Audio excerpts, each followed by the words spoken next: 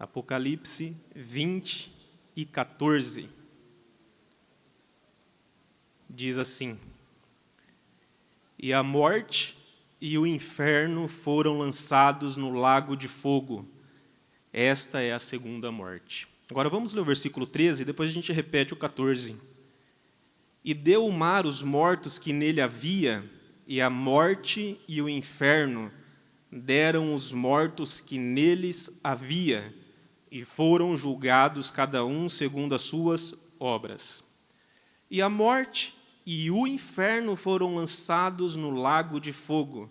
Esta é a segunda morte. E eu gostaria de meditar um pouco com os irmãos nessa noite a respeito da morte. A morte é o cúmulo do desconhecido. E nós não podemos compreender completamente a morte enquanto nós estivermos vivos. Existe uma anedota que diz que um certo homem ele já estava desenchavido da vida. Ele já estava muito entristecido e ele queria morrer. E ele clamou pela morte. E ele saiu da sua casa sem rumo, estava andando por uma rua deserta, e quando ele olha para a esquina, ele está vendo a morte virando a esquina e vindo na direção dele. Aí ele fala: a morte me ouviu e veio me buscar. Aí a morte começa a se aproximar e ele fala: chegou a minha hora. Mas a morte passa por ele e segue o seu caminho reto. Aí ele não se conforma e ele fala: ei, morte, morte, morte, olha eu aqui, você não veio me buscar? Aí a morte vira para ele e fala: não, eu não vim te buscar não, eu estou indo até o centro da cidade porque eu tenho que buscar 1000 almas. Aí ele para e pensa, aí ele fala assim: eu tenho um primo que mora no centro da cidade e eu tenho um amigo que mora no centro da cidade. Aí ele pega o celular e liga para essas pessoas e fala: ó, toma cuidado porque a morte passou por mim e ela está indo até o centro da cidade para buscar 1000 almas.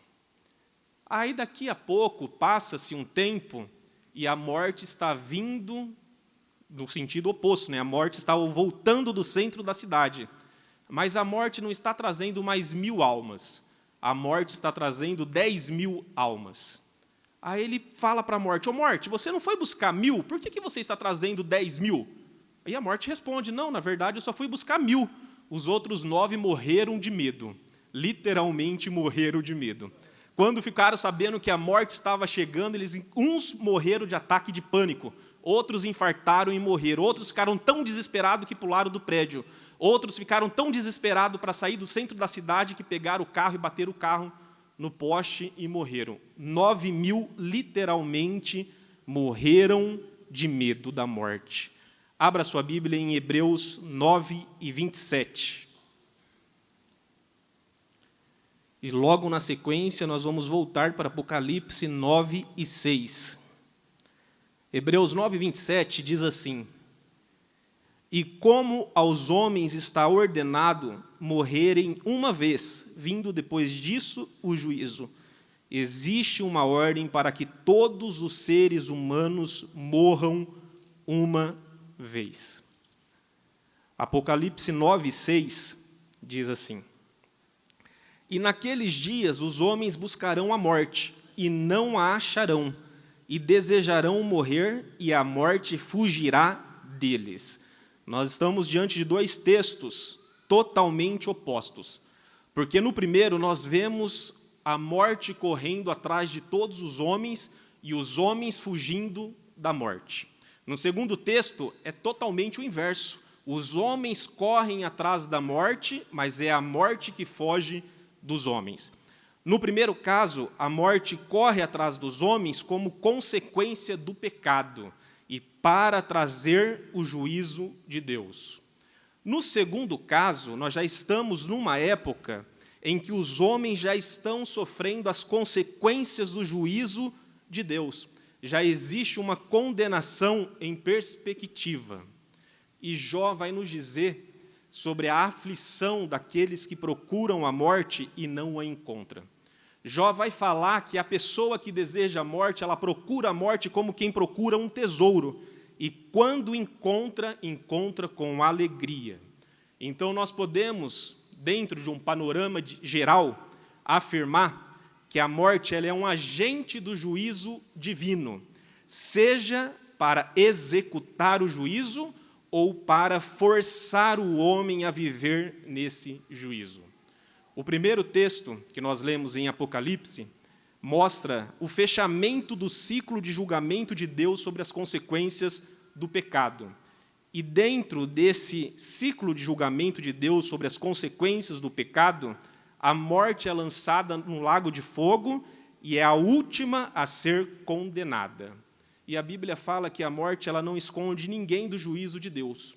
Pelo contrário, ainda que os homens queiram a morte para fugir do juízo de Deus, a morte vai entregar todos para serem julgados. Esse é o panorama geral da morte, mas nós precisamos nos aprofundar um pouco mais sobre isso. Então, nós vamos até Gênesis capítulo 1 e versículo 31. É uma perspectiva do próprio Deus a respeito da sua criação. E viu Deus, logo depois que Deus conclui a semana da criação, os 6 dias da criação, e viu Deus tudo quanto tinha feito, e eis que era muito bom. E foi a tarde e a manhã, o dia 6º. Jesus olha para tudo que ele tinha criado e ele fala, tudo que eu criei é bom. Aí surge uma dúvida, e eu quero compartilhar essa dúvida com a igreja. A morte foi criada antes do pecado, ou ela surgiu só depois do pecado de Adão e Eva?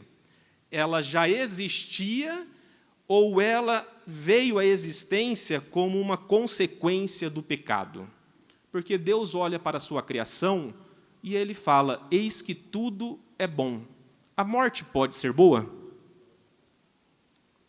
Se ela foi criada depois do pecado, então nós estamos diante de uma criação tardia de Deus. Se ela só veio à existência depois do pecado, nós estamos diante de uma criação fora da semana da criação, uma criação tardia. E, numa última análise, essa criação não foi de Deus, mas foi uma criação do próprio homem. Se a morte só vem à existência depois do pecado, na verdade, quem criou a morte não foi Deus, mas foi o próprio homem com o seu ato de rebelião. Um fato determinante que nós precisamos levar em consideração é aquele que está lá em Gênesis 2 e 9. Os irmãos vão ver que Deus criou 2 árvores muito especiais. Uma era a árvore da vida e a outra era a árvore do bem e do mal, do conhecimento. A árvore da vida, ela teve um destaque na criação que nenhum outro animal, nenhuma outra árvore, nada teve esse destaque. Deus pegou a árvore da vida e colocou no centro do jardim. Ela tinha um lugar de destaque na criação de Deus. E esse antagonismo, um antagonismo, mas não dualismo, indica, presta atenção, que a morte ela já existia desde o princípio. A morte ela fez parte de uma criação de Deus que não foi detalhadamente revelada em todas as suas minúcias. Uma criação que diz respeito a nós, seres vivos, e não aos seres celestiais, porque esses não morrem, esses são imortais. Aí eu quero fazer uma outra pergunta para os irmãos. O que é a morte? A morte é um ser personificado? A morte é uma pessoa? A morte é um espírito? Ou a morte é uma força sem personificação, uma essência, uma condição? O que é a morte? A morte é um ser personificado, um espírito, ou a morte é uma força, uma essência que não tem personalidade? Nós precisamos ir até a Bíblia para responder. Então, eu peço que os irmãos abram a Bíblia em 1 Coríntios, capítulo 15. 1 Coríntios, capítulo 15, nós vamos ler alguns versículos, começando pelo versículo 26.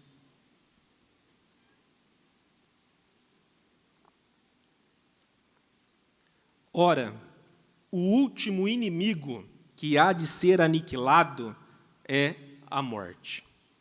E parece que o Espírito Santo está nos revelando a morte como uma inimiga real que levou cativa, que levou presa toda a humanidade e toda a criação. O salmista, no Salmo de número 18 e 91, vai comparar a morte como uma caçadora que persegue as suas vítimas através de emboscadas. Agora vamos para o versículo 55 e 56. Onde está, ó morte, o teu aguilhão? Onde está, ó inferno, a tua vitória? Ora, o aguilhão da morte é o pecado, e a força do pecado é a lei. Aqui Paulo está nos dizendo que a morte ela é como se fosse uma guerreira. E além de revelar a morte como sendo uma guerreira, ele também vai nos revelar qual que é a arma que essa guerreira usa. E a arma dela não é aquela foice da morte do gibi lá da Turma da Mônica. Pelo contrário, a Bíblia fala que quem usa foice é um anjo. Né? Depois, irmãos, leia Apocalipse 14, 15. Ele vai falar, olha, a morte é como uma guerreira, e ela está armada, ela está municiada com um aguilhão. Esse aguilhão é a representação de um ferrão venenoso, mas, ao mesmo tempo, também era, naquela época, um instrumento que o pastor usava para movimentar o gado. Vamos, então, para Apocalipse 6, versículos 7 e 8.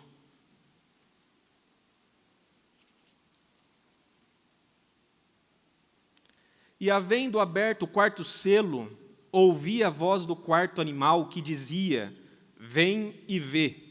E olhei, e eis um cavalo amarelo, e o que estava sentado sobre ele tinha por nome Morte.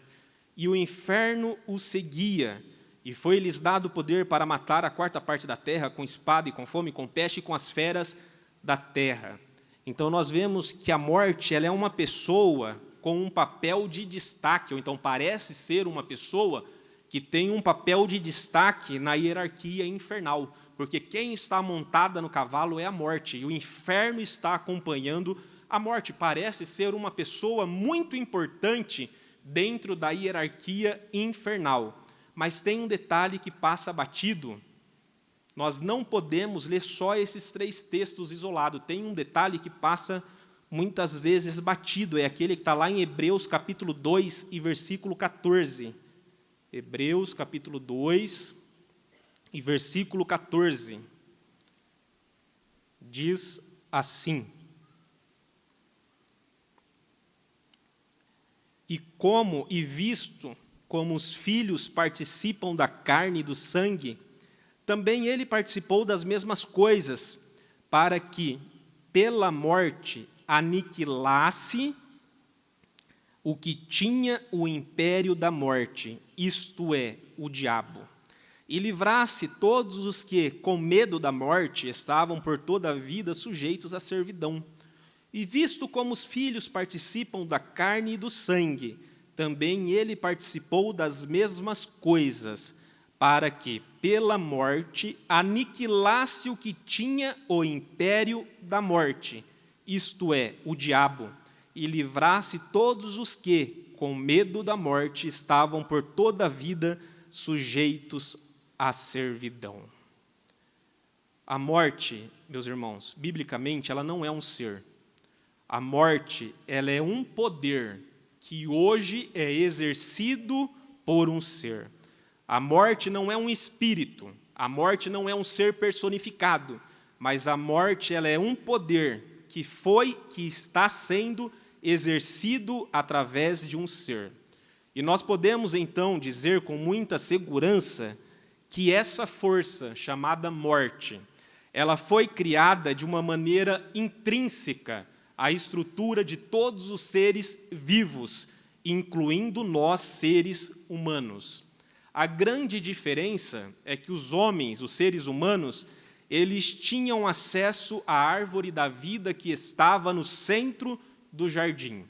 Esse acesso, preste atenção, mais do que um direito, era uma obrigação de todos os seres vivos. Depois os irmãos voltam em Gênesis 2:16, os irmãos vão ver Deus dando uma ordem para Adão e Eva: comam de todas as árvores, até da árvore da vida. Apenas não coma da árvore do conhecimento do bem e do mal. A ordem que Deus deu para comer da árvore da vida tinha o mesmo peso da ordem que Deus deu para não comer a árvore do conhecimento do bem e do mal. A ordem que Deus deu para comer tinha exatamente o mesmo peso da ordem que Deus deu para não comer da árvore do conhecimento do bem e do mal. Então nós podemos crer que lá no início, desde o momento em que Deus resolve criar o ser humano, já havia um projeto no coração de Deus para que o homem fosse convertido da sua matéria para o seu espírito, que o homem fosse convertido do material, do físico, para o espiritual.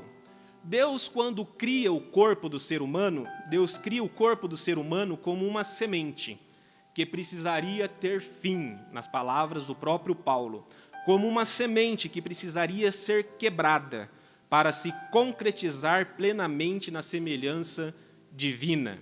E não é forçado dizer que o homem foi criado como uma imagem que contém a semelhança divina. Só num corpo espiritual é que a grandeza dessa afirmação, conforme a nossa imagem, segundo a nossa semelhança, é capaz de ser devidamente concretizada. Paulo vai dizer que nós herdamos de Adão a imagem terrena, a imagem física, mas é só quando nós morremos que nós nos transformamos na imagem de Deus espiritual. Quando o ser humano peca, essa força chamada morte, ela é então entregue ao diabo. Jesus, quando ele estava nos seus momentos finais, ele estava prestes a ser crucificado, Pilatos vira para ele e fala: você não tem nenhuma deferência por mim? Você não sabe que eu posso te matar ou te deixar vivo? E o que Jesus responde para Pilatos? Você não teria nenhum poder se o meu Pai não tivesse te dado. Um pouco antes, Jesus vai falar o seguinte: olha, o ladrão, grave isso no seu coração, o ladrão não vem senão a roubar, matar e destruir. Mas quando Jesus é crucificado e ressuscitado, Jesus então recupera legalmente esse poder sobre a morte.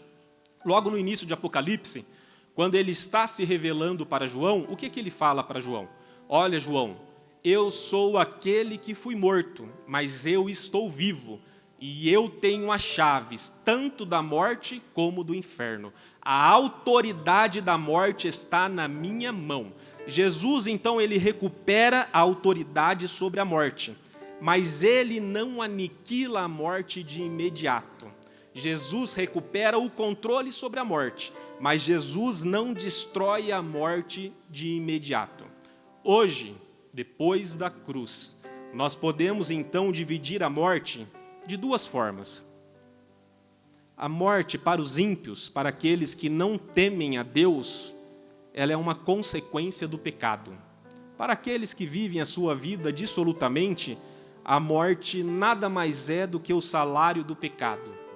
Mas para nós que somos fiéis, tementes a Deus, para nós que entregamos as nossas vidas para Deus, a morte ela não é mais a consequência do pecado. Para um cristão, a morte é o retorno às origens. É quando o homem finalmente encontra com o seu Deus face a face. A morte não é mais um motivo de temor para os crentes, mas a morte para os crentes é um motivo de grande alegria. Quando um cristão fecha os seus olhos aqui e abre os seus olhos na eternidade, se cumpre um dos versículos mais poéticos da Bíblia: tragada foi a morte na vitória. Quando um ser humano cristão que entregou a sua vida para Deus morre, tragada foi a morte na vitória. A morte para o cristão, ela tem um objetivo: reunir o crente e o seu Deus geograficamente novamente. Quando Jesus estava fazendo a sua oração sacerdotal, Jesus revelou um segredo que estava escondido desde a eternidade. Jesus falou: Pai, eu intercedo, não é só por esses que estão aqui ao meu redor agora, não, mas eu intercedo por todos aqueles que o Senhor ainda vai me dar, porque o meu desejo sempre foi que aonde eu estiver, todos esses estejam junto comigo novamente. Meus irmãos, a vida física para o crente sempre vai oferecer um risco à sua salvação. O perigo para um cristão não é a morte. O perigo para um cristão é a vida. Quando um ser humano morre, é preciso que um médico ateste essa morte e é lavrado então uma certidão de óbito. E como é triste você pegar uma certidão de óbito nas mãos. Só quem já perdeu um parente muito querido e pega essa certidão de óbito sabe o quanto que esse papel machuca o coração de quem perdeu alguém. E como que o médico atesta a morte? Ele simplesmente vê se está faltando os sinais vitais. Se não tiver coração batendo, pupila dilatando, pulmão respirando, então ele vai lá e atesta a morte. É muito fácil dar uma certidão de óbito. Qualquer médico recém-formado consegue. Mas nenhum médico, por mais experiente que ele seja, ele consegue dar uma certidão de vida. Porque a vida é muito mais do que sinais vitais funcionando. Estar vivo aos olhos de Deus é muito mais do que pupila dilatando, pulmão respirando, cérebro em atividade. Vamos para Apocalipse 3 e versículo 1. Olha como a vida é um perigo para o cristão. Olha como que o cristão não deve temer a morte, mas o cristão deve levar a sua vida com muito temor. E ao anjo da igreja que está em Sardes escreve: isso diz o que tem os 7 Espíritos de Deus e as 7 estrelas. Eu sei as tuas obras, que tem nomes de que vive, e estás morto. Sê vigilante e confirma o restante que estava para morrer, porque não achei as tuas obras perfeitas diante de Deus. Ou seja, estar vivo, estar respirando, estar caminhando, estar trabalhando, estar se movimentando, mas ter as suas obras imperfeitas diante de Deus, isso significa estar morto espiritual. E a Bíblia vai comparar nesse momento Deus como sendo um ladrão. Deus vai falar: se não se consertar, virei contra ti como um ladrão, e não saberás a hora que eu virei. Aí Jesus fala: olha, presta atenção, porque você está vivo, mas aos meus olhos você está morto. E se você não endireitar os seus caminhos, eu virei contra ti como um ladrão, a uma hora que você não imagina, e aí sim eu trarei a morte contra você. Lucas, capítulo 12 e versículo 5, Jesus vai nos dar um ensinamento. Jesus vai falar o seguinte: não tenha medo da morte, mas tenham temor a Deus. Porque Deus, além de matar o corpo, Ele tem o poder de lançar o espírito no inferno, que é a segunda morte. 1 Samuel capítulo 2 e 6 vai dizer que no final das contas, o poder da morte e da vida sempre esteve nas mãos de Deus. A morte e a vida nunca saiu das mãos de Deus. O apóstolo Paulo, ele teve uma revelação maravilhosa a respeito da morte. Eu creio que foi o homem a quem Deus mais entregou a revelação a respeito da morte. E depois de tudo isso, depois dele compreender o que é a morte para o cristão, ele fala o seguinte: para mim, o morrer é ganho.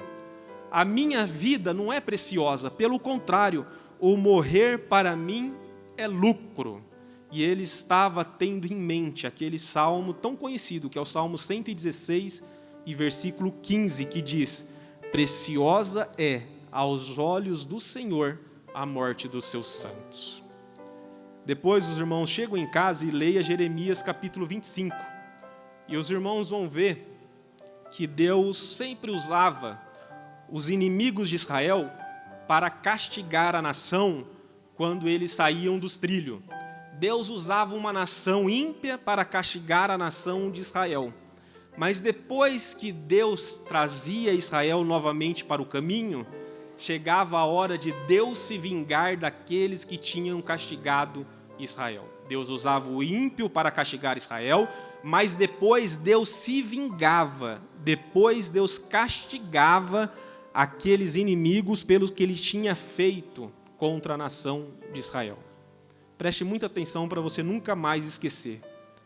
A morte, com seu aguilhão, para nós que servimos a Deus, esse aguilhão não tem mais veneno. Ele nada mais é do que um agente que Deus usa para conduzir o rebanho para mais perto dele. A morte, com seu aguilhão, é um agente que Deus usa para sempre nos conduzir para mais perto dele. Mas vai chegar a hora em que Deus vai pegar a morte e Deus vai despejar a sua ira contra a morte. Da mesma forma que Deus fazia no passado, Deus vai fazer de novo. Vai chegar a hora em que Deus vai castigar a morte. A morte serve para nos conduzir para mais perto de Deus e não para longe. E eu vou usar as palavras de uma geriatra que convive de perto com a morte. Eu achei muito lindo quando ela disse: a morte é um dia que vale a pena viver. A morte para nós é só o táxi, ou o Uber, se você preferir, que nos pega aqui nessa terra e nos leva até Deus, até o nosso lar. A morte para nós é o momento mais triunfal, aonde nós vamos ver o nosso Deus, o nosso Criador, face a face. E se você não acredita que Deus usa um aguilhão para nos conduzir como rebanho, leia chegando em casa Atos capítulo 26 e 14, depois 9 e 15, ou melhor, leia 9 e 15, depois vá para o 26 e 14. Aqui trata de uma das conversões mais espetaculares que já aconteceu, que foi a conversão do apóstolo Paulo. O que Jesus disse para o apóstolo Paulo? Paulo, duro é para ti recalcitrar contra os meus aguilhões. Abra sua Bíblia em Deuteronômio 34 e versículo 5. E eu encerro com essa referência bíblica. Deuteronômio, capítulo 34 e versículo 5.